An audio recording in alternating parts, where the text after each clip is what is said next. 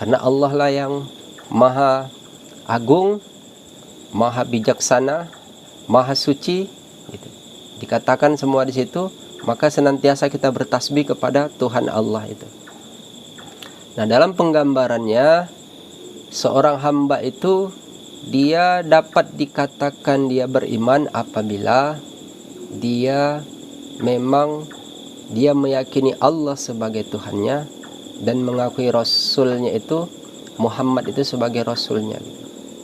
Untuk senantiasa kita selalu menjalankan apa yang diperintahkan gitu. Mungkin itu saja gambaran yang saya utarakan dalam pembacaan ayat tadi agar kita lebih mengerti lagi. Mungkin Tuan Rijal ya? Ya, Tuan Rijal. Tuan Rijal mungkin ada, karena sudah datang kemari, mungkin ada hal-hal yang mau ditanyakan lagi nih.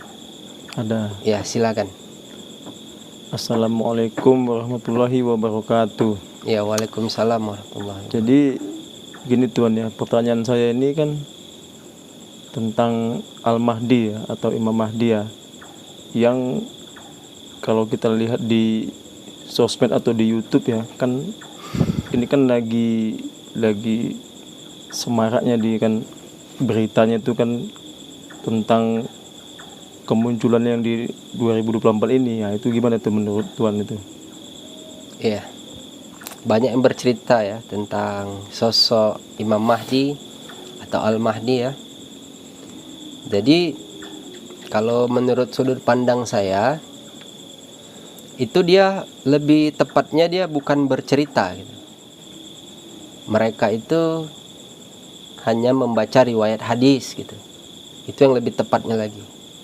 Kalau bercerita belum bisa, belum masuk kriterianya gitu. Kalau membaca riwayat hadis berdasarkan hadis ini misalnya gitu, nanti dia menggambarkan tentang sosok fisiknya. Berdasarkan hadis yang lain, dia menggambarkan tentang masa-masa pemerintahannya. Di hadis yang lain, dia menggambarkan tentang tanda-tanda kemunculannya. Di hadis yang lain, dia membaca tentang tanda-tanda yang lebih akurat lagi gitu kan. Jadi itu kalau saya bilang dia itu bukan bercerita, itu hanya membaca riwayat hadis, itu lebih tepat bahasanya.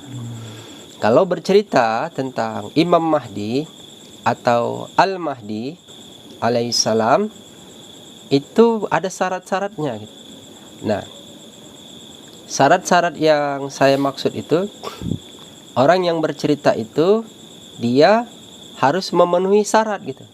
Dan saya lihat yang seperti Tuhan maksudkan, yang mereka itu bercerita, mau itu ustadz, mau itu ulama, mau itu kiai, itu bukan bercerita, tapi hanya membaca riwayat hadis dan mereka menyimpulkan dengan apa yang mereka ketahui gitu.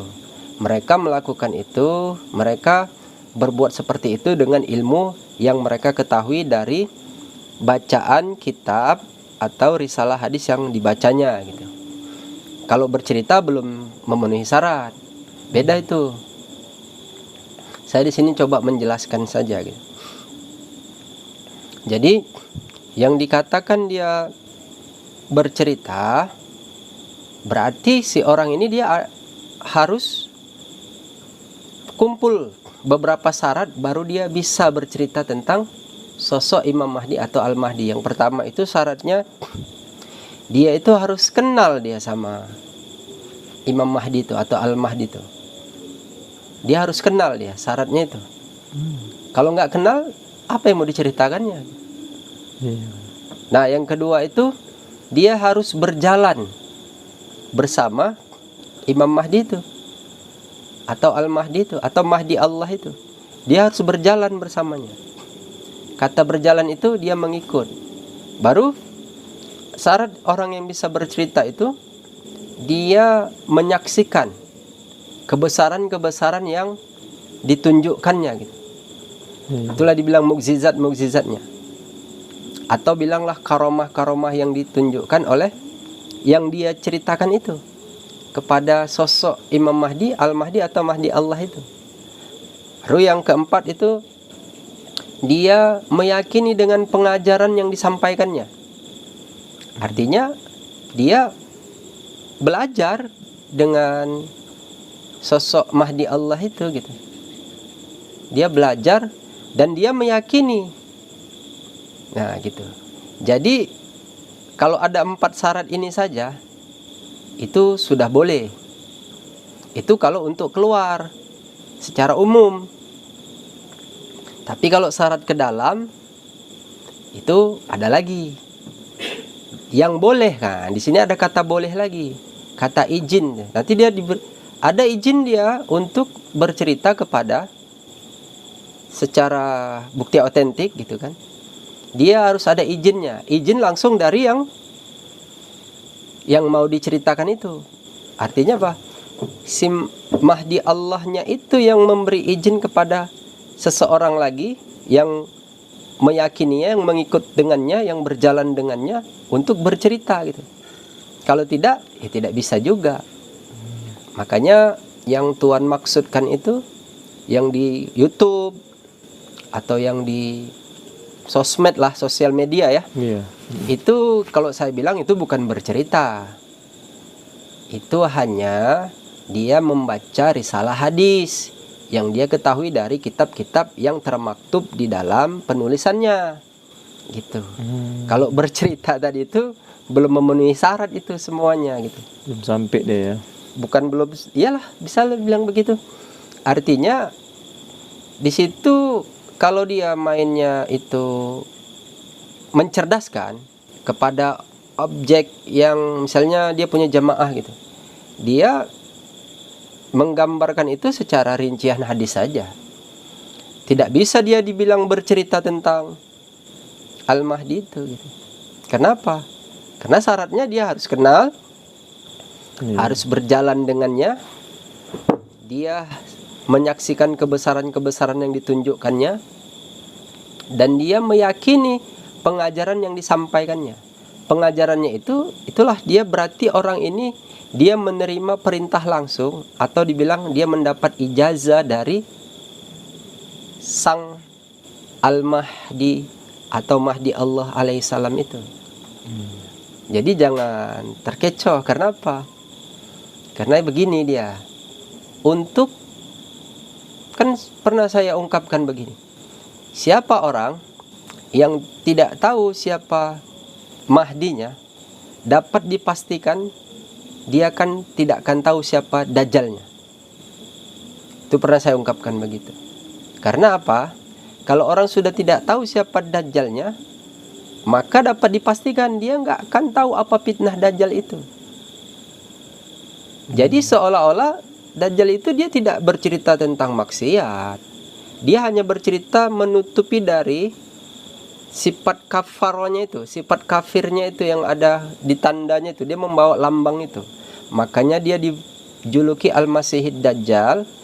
Dia menutup dari petunjuk yang diberi oleh sang Imam Mahdi itu gitu.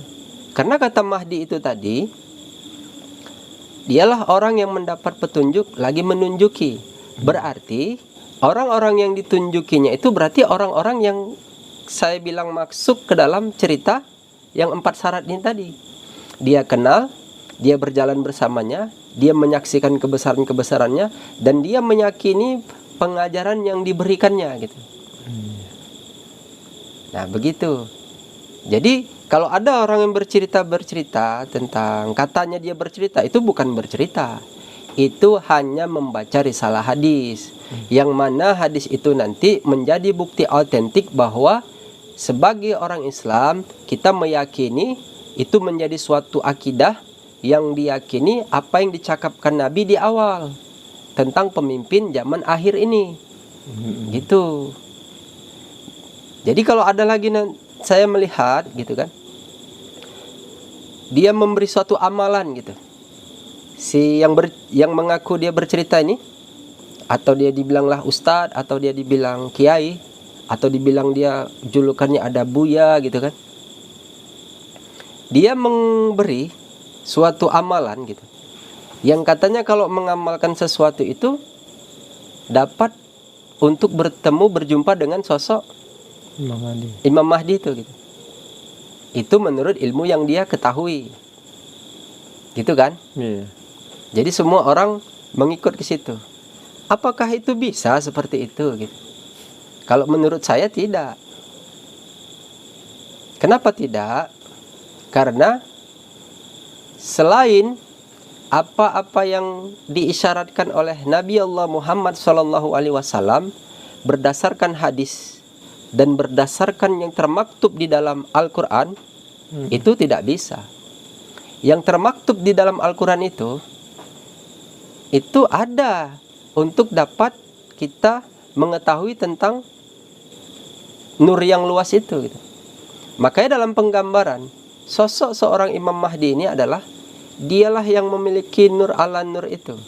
Untuk dapat kita bersamanya, kita harus ada pijakan nur dulu. Pijakan nurnya apa? Masuklah dia ke konteks yang ayat yang saya baca tadi. Makanya yang mana ayat itu dia termaktub di dalam penjelasan sebuah hadis. Hadisnya la taqumus sa'ah hatta la yuqalu fil ardi Allah sudah dapat tanda alamatnya tuh. Iya.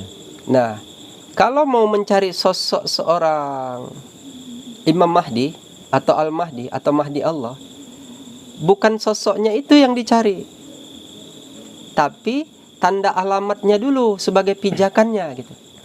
Karena ini yang mau dicari ini pemimpin yang sangat agung, yang sangat mulia gitu. Kita tidak usah sibuk mencari, sehingga nanti kalau dia memang orang yang pantas, dia akan dipanggilnya gitu. Kalau dicari, mau dicari kemana? Iya. Orang bilang katanya sudah zohir gitu kan. Ya, banyak begitu saya. Dia sudah keluar, dia keluar dari mana? Iya. Zohir dari apa? Dia itu sudah ada. Cuman perkara mau berjumpa atau tidaknya itu tergantung yang mau dicari itu. Kalau dalam bahasa candanya begini, orang semua mencari, kok nggak jumpa? Iya, sederhananya itu karena yang dicari itu tidak mau menjumpai dia gitu. Kenapa? Belum memenuhi syarat gitu.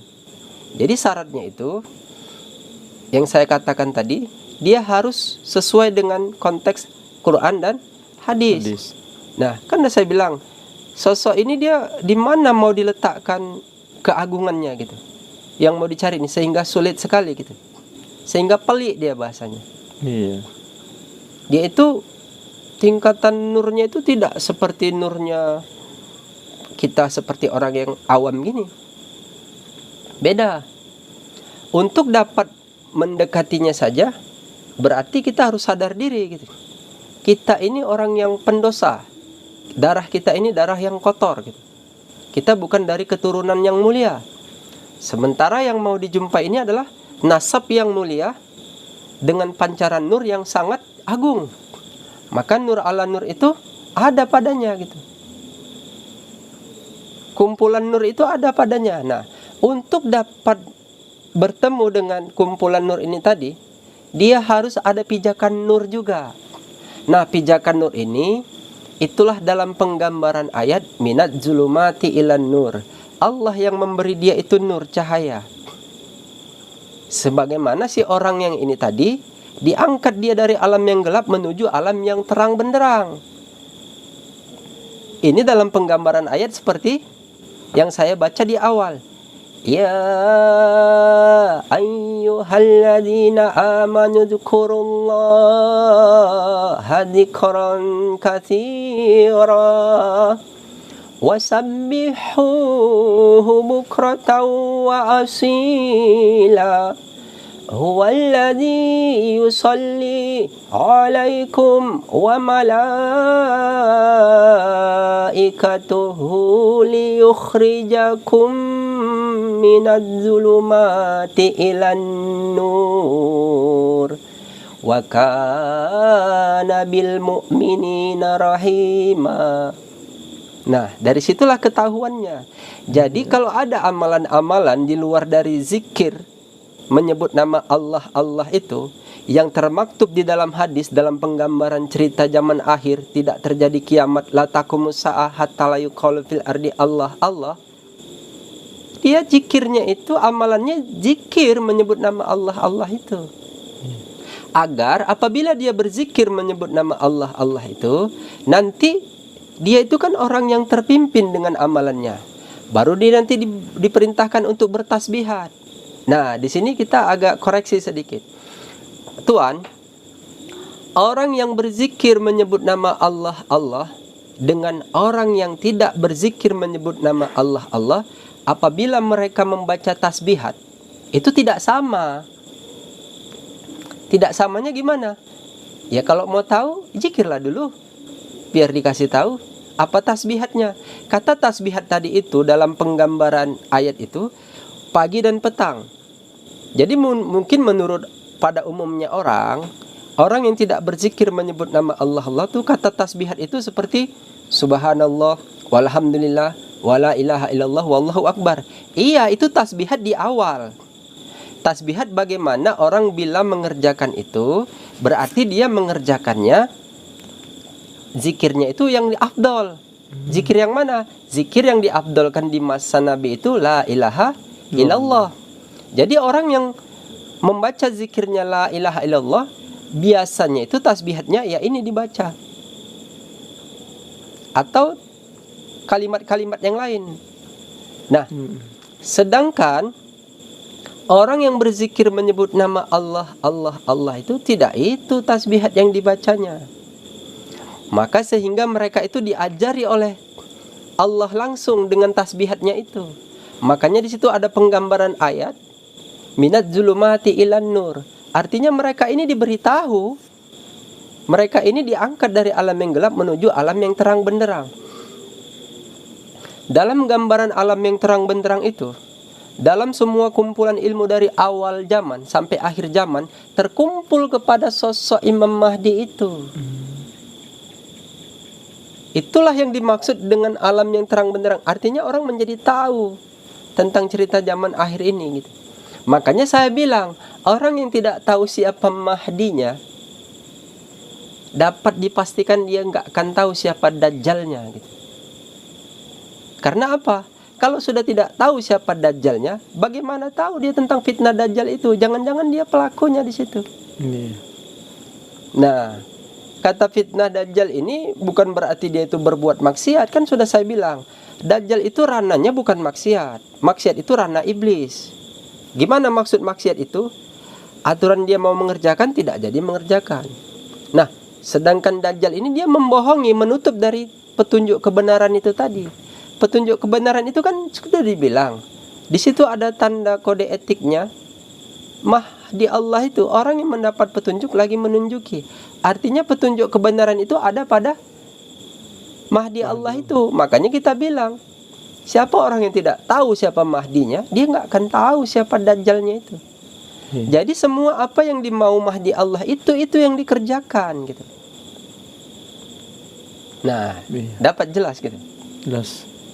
Jadi dalam penggambaran ayat itu, dia siapa orang yang mengerjakan zikrullah lalu dia bertasbihat sehingga Allah memberinya rahmat, para malaikat memohonkan ampun untuk dirinya, dan Allah mengangkat dia dari alam yang gelap menuju alam yang terang benderang.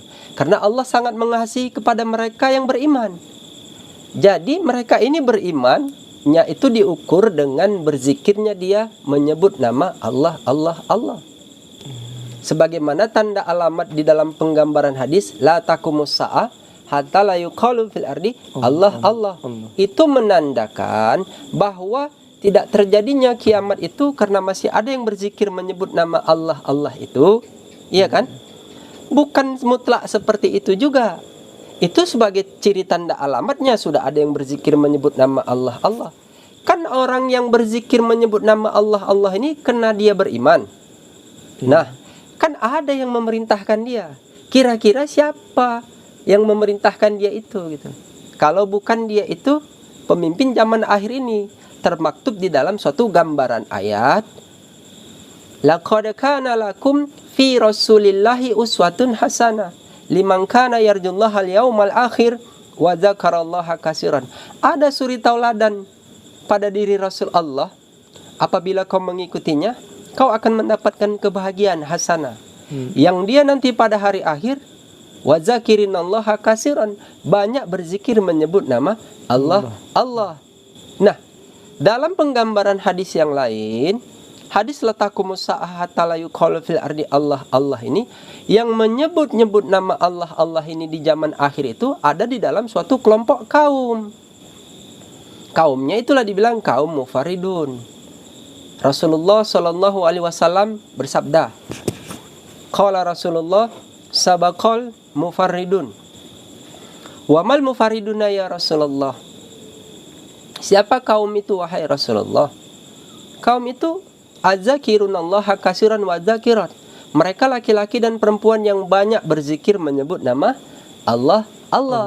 Artinya, orang yang berzikir menyebut nama Allah ini tadi, mereka itu orang yang beriman. Mereka berbuatnya itu atas dasar ada yang memerintahkannya. Dan ciri tanda alamatnya mereka dikumpulkan dalam suatu kelompok kaum. Itulah mereka dibilangkan kaum mufaridun. Jadi mereka ini kaum. Sementara di akhir zaman itu nanti banyaknya golongan-golongan yang dibilangkan Nabi terpecah belah. Jadi bedakan antara kaum sama golongan. Kalau golongan ini Nabi mengisyaratkannya itu terpecah menjadi 73 golongan. Kulluha finnar ila wahidatan. Man hiya ya Rasulullah? Siapa yang satu itu? Qala Rasulullah, man kana mislihi alaihi ma'ana alaihi wa ashabi. Siapa saja yang mengikut itikat sama seperti aku dan para sahabatku. Artinya, Nabi itu seorang Rasul. Dia memiliki sahabat. Nabi menyelamatkan sahabatnya dari perpecahan di awal. Itikat Nabi itu, kata selamat di sini, karena di sini ada kulluha finnar tadi ya. Kata itikat sama seperti aku dan para sahabatku, Nabi menyelamatkannya itu mengumpulkannya dalam suatu kelompok kaum. Kaum di awal itu kaum Ansor, kaum Muhajirin, yang dimana di masa itu banyaknya golongan terpecah belah. Gitu. Jadi di akhir itikat itu sama. Pemimpin akhir zaman itu juga mengumpulkan dalam suatu kelompok kaum. Kaumnya itu kaum mufaridun. Yang dimana di masa itu ada golongan yang terpecah belah yang dikatakan oleh Nabi Allah Muhammad SAW dalam penggambaran hadisnya, iftaraqatil yahudu ala ihda wa sab'ina firqah waftaraqatin nasara ala snataini wa sab'ina firqah wa satabtariku hadhil ummatu ala salasin wa sab'ina firqah kulluha finnar illa wahidatan man hiya ya Rasulullah. Qala Rasulullah, man kana mislihi alaihi ma'ana alaihi wa ashabi. Dalam penggambaran hadis ini, Rasulullah Shallallahu Alaihi Wasallam secara maknanya mengatakan telah terpecah Yahudi menjadi 71 golongannya, Nasrani 72 golongannya, dan umat Islam itu terpecah menjadi 73 golongannya. Kulluha finnar, semuanya masuk ke dalam neraka. Illa wahidatan, kecuali satu. Sahabat bertanya, siapa yang satu itu ya Rasulullah? Rasulullah menjawabnya, siapa saja yang mengikut itikat sama seperti aku dan para sahabatku. Artinya begini tuan. Orang kan banyak bercerita tentang Al-Mahdi ya di akhir sekarang ini ya. Dan saya melihat juga ada beberapa ustadz atau dia bilang ulama atau kiai, cara menafsir hadis yang terpecah menjadi 73 golongan ini, dia menafsir itu menggambarkan, meyakinkan kepada orang yang mendengarkannya, yang 73 ini, yang 72 tidak selamat, yang satu selamat. Artinya yang satu ila wahidatan tadi diambil dari 73 ini. Kalau menurut saya tidak seperti itu gambaran cara menafsirnya. Kata kulluha ini di situ 73, 71, 72 itu sudah terpenggal dia dengan kata kulluha finnar, berarti semuanya. Iya. Kata kuluha itu setelahnya ada kata ila wahidatan. Nah, yang satu ini terpisah dia dari golongan ini. Kalau begitu cara menafsirnya. Jadi yang satu ini bukan golongan. Yang satu ini adalah kaum. Ya. Sebagaimana kaum di awal itu yang dibawa Nabi itu kaum Ansor, kaum Muhajirin, dan di akhir itu Nabi menggambarkan nama kaum itu kaum Mufaridun. Kaum Mufaridun itu tanda ciri alamatnya dia banyak berzikir menyebut nama Allah, Allah. Makanya disitulah mereka letak berimannya nanti di akhir zaman. Jadi begitu. Nah, kedua kaum ini adalah dalam satu turunan yang sama. Untuk menggambarkan hadis sawakal mufaridun itu, kalau ada hadisnya harus adalah Qur'annya. Harus adalah termaktub secara ayat. Di mana ya letak ayatnya nih? Apa ada ayat mengenai hadis tentang sabaqal mufaridun ini? Ya ada. Hadis sabaqal mufaridun ini menggambarkan hari akhir dengan berzikir menyebut nama Allah, Allah, Allah, yang dimana la taqumus saa'ah talyuqalu fil ardi Allah, Allah. Ayat yang berkenaan dengan hadis ini juga menceritakan tentang hari kiamat itu juga. Hari kiamat itu yang mana? Idza waqa'atil waqi'ah laisa liwaqa'atiha kadhibah khafidatur rafi'ah idza rujjatil ardu rajja wa bussatil jibalu bassa fakanat haba'an mumbassa wa kuntum azwajan salasah fa ashabul maimanati ma ashabul maimanah wa ashabul mash'amati ma ashabul mash'amah wasabiquna sabiqun ulaikal muqarrabun fi jannatin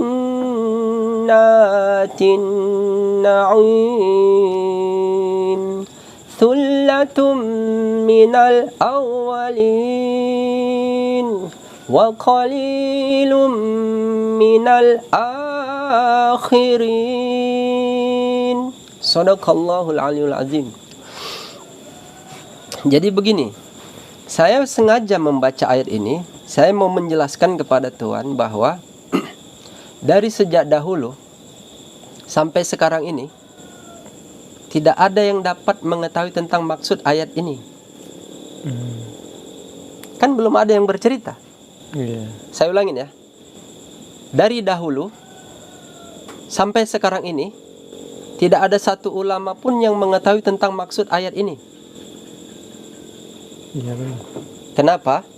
Karena ayat was-sabiquna as-sabiqun ulaikal muqarrabun fi jannatin na'im thullatum minal awwalin wa qalilum minal akhirin. Nah, di sini menjelaskan sangat jelas sekali. Jadi kesimpulannya begini. Sebelum saya menjelaskan itu, kesimpulannya begini. Karena memang mereka bukan orangnya di dalam cerita ayat ini dan di dalam cerita hadis yang dimaksudkan oleh Nabi. Ada satu tanda ciri alamat mereka bukan orangnya. Kenapa? Karena mereka tidak berzikir menyebut nama Allah, Allah itu. Kan ada hadis, ada Quran. Kan itu dibaca. Kalau dibaca, berarti ini hanya membaca Quran saja. Kalaupun tahu maknanya, belum tentu orang yang membaca, yang mengetahui maknanya, dia masuk ke dalam cerita Quran dan hadis yang dimaksud itu. Gitu. Jadi tanda-tanda orang yang dia masuk ke dalam cerita itu dia bersama pemimpinnya. Makanya di situ di dalam gambaran ayat as-sabiquna awalun was-sabiquna sabiqun. Di situ ada tanda ciri lagi. Ulaikal muqarrabun, mereka ini dekat sama Tuhan mereka. Kata dekat ini maksudnya gimana? Semua bisa dekat dengan Allah kalau tahu kiatnya untuk dekat dengan orang yang dekat dengan Allah. Yang dekat dengan Allah itu Rasulnya. Jadi mereka kalau mau dekat dengan Allah harus tahu kiatnya untuk dekat sama Rasul itu tadi. Gitu. Makanya di situ digambarkan sulatum minal awalin wa qalilum minal akhirin. Banyak dari yang awal. Siapa orang yang awal ini? As-sabiquna awalun. Yang awal yang banyak ini tadi itulah nabi-nabi dan para sahabatnya. Dia dekat sama nabinya sehingga dia dekat sama Tuhannya. Ulaikal muqarrabun. Mereka dekat sama Tuhan mereka. Otomatis. Di akhir sulatum minal awalin wa qalilum minal akhirin, dan sedikit dari yang akhir. Siapa as-sabiquna awalun? Siapa as-sabiquna akhirun? As-sabiquna akhirun inilah Imam Mahdi, Al-Mahdi, Mahdi Allah dan para sahabatnya. Siapa? Gitu. Mereka itu tanda ciri alamatnya. Kalau di awal Nabi menyelamatkan mereka, mengumpulkan dalam kelompok suatu kaum agar membedakan daripada golongan-golongannya, di akhir juga sama. Imam Mahdi, Al-Mahdi, Mahdi Allah itu mengumpulkannya dalam suatu kelompok kaum agar terpisah dari golongan yang terpecah belah ini. Mereka ini kaum, bukan golongan. Ingat itu. Jadi tanda-tanda ciri alamatnya, gak usah berpikir bermimpi mau cari sosok seorang Imam Mahdinya gitu. Karena sampai kiamat pun tidak akan berjumpa itu. Kenapa saya bilang begitu? Iya, kalau dia mencarinya dengan ilmu Quran dan ilmu hadis yang dia ketahui. Ingat ya, kalau dengan ilmu Quran dan ilmu hadis yang dia ketahui, sampai kiamat pun dia nggak akan berjumpa dengan sosok Imam Mahdi itu.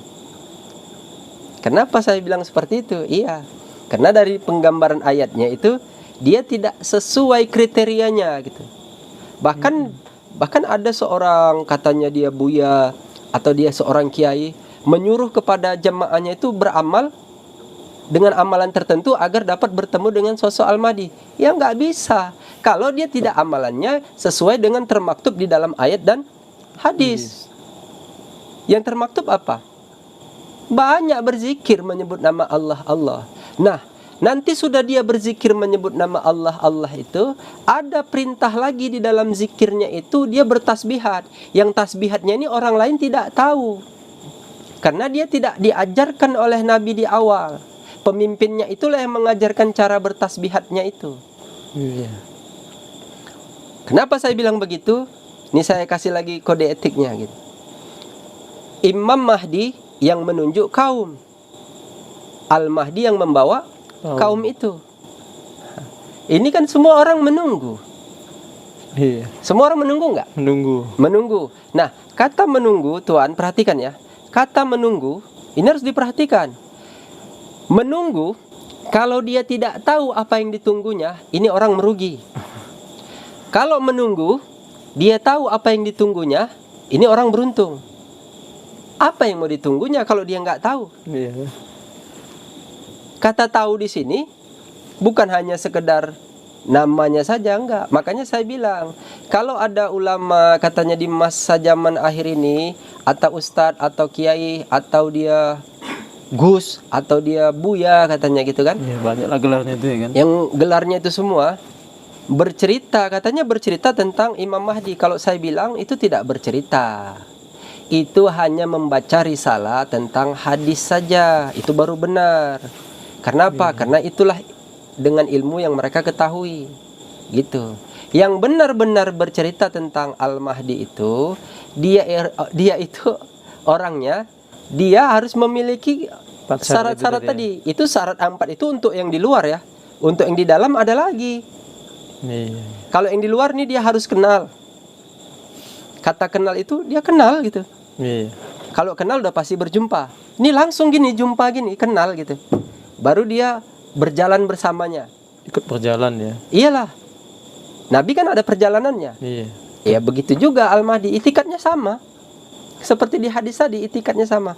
Dan dia menyaksikan kebesaran-kebesaran yang ditunjukkannya. Nabi punya kebesaran kan dengan mukjizat-mukjizatnya. Mukjizat, ya. Mahdi Allah juga sama. Imam Mahdi itu juga sama.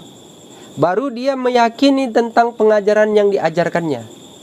Kan ada itu. Mereka kan membawa kitab juga. Iya, benar. Kitabnya para nabi, para rasul, para wali-wali Allah, pemimpin akhir zaman. Itu kitabnya itulah yang dibilang Lauhul Mahfuz itu. Kalau Al-Quran itu wahyu Allah untuk manusia, hudalinnas, petunjuk. Nah, supaya dia menjadi petunjuk, kan harus ada furqan yang menjadi pembeda antara hak dan yang batil untuk petunjuk itu. Furqan itulah dalam penggambaran suatu bahasa, itulah amar, perintah, itulah Lauhul Mahfuz itu. Makanya apa yang ada di Lauhul Mahfuz ada di Al-Quran. Apa yang ada di Al-Quran ada di Lauhul Mahfuz itu. Itu termaktub dalam cerita bahasa, itulah furqan itu. Dialah yang dapat membedakan antara hak dan yang batil tentang keputusan yang ada petunjuk di dalam Al-Quran. Jadi wajar saja Tuan. Orang di masa sekarang ini, kenapa mereka berhujjah tentang suatu dalil, tentang suatu hadis. Dalil dibawa, Al-Qurannya dibawa, ayat dibawa, kan dibenturkan itu namanya. Itu menandakan, di situ harus jeli. Itu menandakan bahwa dia terlepasnya dari kepemimpinan. Inilah golongan namanya. Hadis dibawa, yang satu hadis membawa, yang satu bawa hadis juga, dibenturkan lagi. Dalam kelompok yang berbeda nih. Itu menandakan terlepasnya dari kepemimpinan. Ini golongan. Kalau orang yang bersama Imam Mahdi, Al-Mahdi, Mahdi Allah, mana pula seperti itu kriteria manusianya. Kriteria orang yang mereka itu orang beriman, mereka itu orang yang patuh, mereka itu berbuat dengan sandaran apa yang diperintahkan oleh pemimpinnya, karena furqan bersamanya. Kalau sudah sampai kepada pengikutnya itu namanya ijazah. Ijazah itu izin membolehkan untuk kau berbuat sesuatu itu. Paham lah ya? Paham.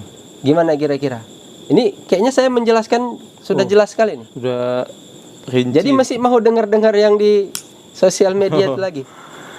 Itu bisa didengar dengan kita meyakini bahwa itu adalah suatu gambaran riwayat hadis yang dikatakan oleh Nabi Allah Muhammad Sallallahu Alaihi Wasallam. Itu benar. Tapi kalau katanya dia bercerita tentang Imam Mahdi, katanya dia bercerita tentang Al-Mahdi, bercerita tentang Mahdi Allah, ini sok tahu nih orangnya nih. Saya bilang harus fair lah mainnya. Nggak bisa begitu. Jangan dibohong-bohongi lah. Umat ini udah jelas, udahlah sulit gitu. Makin disulit-sulitkan lagi. Ya bilang aja itu. Tapi saya melihat tidak semua seperti itu. Ada sebagian pendakwah ini ya. Ada saya lihat beberapa orang pendai itu ya. Seorang dai itu dia misalnya di Malaysia tuh. Saudara-saudara kita di Malaysia. Mereka itu berceritanya fair. Dia berkata di situ, kita ini tidak tahu, kita hanya membaca riwayatnya saja gitu. Dia di situ berdoa. Nah, di situ kesimpulan dia sudah pas. Artinya dia masih bermohon, berharap. Jangan seolah-olah si pendakwa ini dia seolah-olah dia paling tahu, padahal dia tidak memenuhi syaratnya itu gitu. Tidak cukup syarat gitu. Seakan-akan dia udah berjumpa ya kan. Itulah yang bahayanya itu. Seakan-akan kan jadi orang berharap sama dia. Kan udah saya bilang. Jadi sampai kiamat pun nggak akan jumpa itu. Kalau dia, jadi yang benar gimana kesimpulannya? Nah, yang benar itu, apabila kita mencari sosok seorang junjungan itu, Imam Mahdi itu, atau Al-Mahdi atau Mahdi Allah itu, tindi ciri-ciri tanda alamatnya itu di masa itu apa gitu. Jangan dikecoh lagi. Kalau saya ditanyakan menurut sudut pandang saya, banyak aja dia berzikir menyebut nama Allah itu agar dia mendapat petunjuk hidayah. Ingat, walaupun dia berzikir menyebut nama Allah itu belum tentu juga dia dapat ditunjuki kalau dia tidak terpimpin. Ya, sangat sulit jadinya. Sulit. Bukan sangat sulit, ini hanya menjelaskan. Karena yang berzikir Allah ini banyak. Tapi yang terpimpin kan sedikit. Bukan sedikit, memang cuma satu. Iya. Kenapa? Karena memang yang termaktub di dalam hadis itu berarti mereka ini orangnya yang terpimpin di dalam suatu kelompok kaum. Nah gitu. Makanya kita bilang sudah tanda alamatnya zikir yang menyebut nama Allah harus terpimpin lagi. Kata terpimpin harus tahu juga. Kata terpimpin itu artinya dia sambung sanadnya kepada pemimpin zikir Allah ini, kepada juriat-juriatnya. Kalau terputus, wah tanda alamat dia. Ingat, kenapa saya bilang kata terputus? Ingat, ini kan perjalanan. Kata perjalanan itu berarti dia terus berjalan. Apabila dia tidak mengikut kan berarti tertinggal di belakang. Biasanya orang yang tertinggal ini dia yang ya namanya udah tertinggal. Berarti dia sudah tidak tersambung sanadnya gitu. Jadi bedakan dia begini, kalau dalam sebuah tarekat Nabi gitu.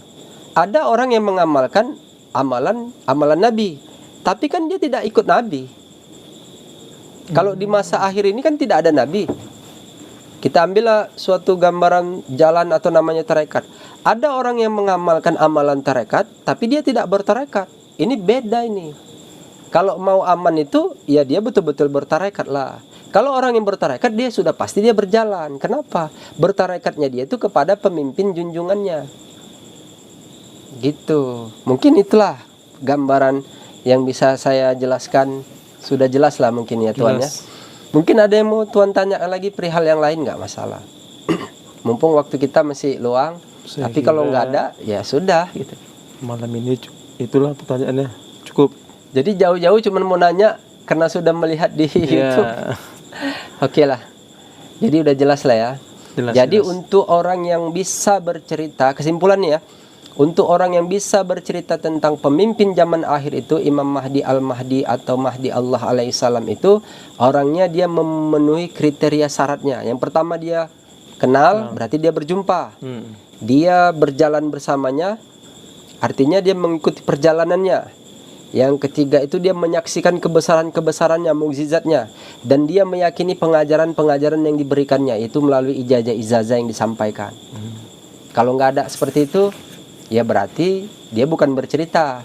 Berarti itu hanya membaca risalah hadis. Ingat, tadi poinnya juga saya baca tentang surat Was-sabiqun as-sabiqun dengan hadis sabaqal mufaridun. Dari dulu ulamanya sampai sekarang ini tidak dapat mengetahui maksud tentang hadis ini. Nggak apa-apa, catat aja tanggalnya. Gitu. Oke ya. Mungkin itu saja penjelasan kita tentang hal ini. Kita selalu berdoa, bermohon kepada Tuhan Allah agar kita orang-orang yang mendapatkan rahmat-Nya, sehingga kita diberikan petunjuk hidayah, sehingga kita mendapat ridhonya. Kata ridho itu tadi, kalau udah mendapat, ini udah mendapat rahmat nih, baru abang mendapat hidayah, itu berarti sudah berada di jalan yang lurus. Baru ada lagi tugasnya itu apa? Mendapat ridhonya. Ridho siapa? Ridho pemimpin yang bersama di jalan yang lurus itu. Karena jalan yang lurus itu, ihdinas siratal mustaqim itu, itulah jalannya para nabi, para wali-wali Allah, para rasul. Dan dialah di zaman akhir ini jalannya pemimpin akhir zaman itu. Kalau sudah sampai ke situ, berarti dia sudah mendapat petunjuk hidayah dengan kriteria yang dia jalani. Dan dia masih ada dalam perjalanannya itu, dia mendapatkan ridhonya. Ridho itu artinya dia ma'rifat.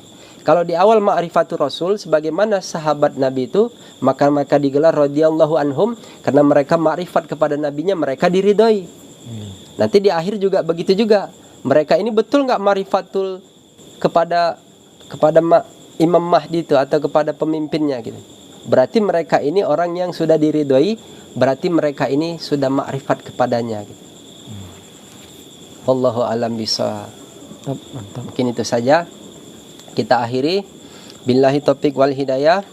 Assalamualaikum warahmatullahi wabarakatuh. Waalaikumsalam warahmatullahi wabarakatuh. Subhanakallahumma wa bihamdika asyhadu an la ilaha illa anta astaghfiruka wa atubu ilaik.